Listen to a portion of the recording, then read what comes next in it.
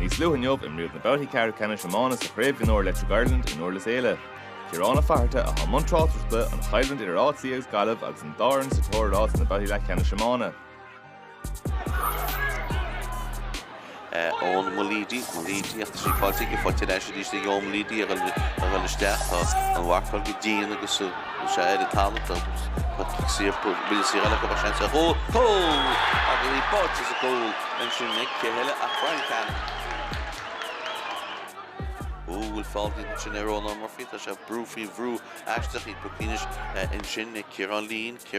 Can Morard or Kieran Lean in the Twitter will she lead as she did had it last on the schooling Nelle the slip is Pukin just wasn't she and so she go forward her birth in the heap on the pellet and one man far side the come on up will take a hand of holy net fab Maloney and Gideon came to a hit the mark punch the Farvi Corti Jamie Ryan will take Jamie Ryan on TV the mind Gian Bishi a bar at Father led to the holy with the one little ship of the sauce below killing the roast chance of hold it lurst like clean the roast and down fools on the Gaillimh Rita Fish here and so Rita Fish with the Carl Laughlin will take Carl Laughlin yeah holy Lord can't contact the mail oh that's a goal for she Agus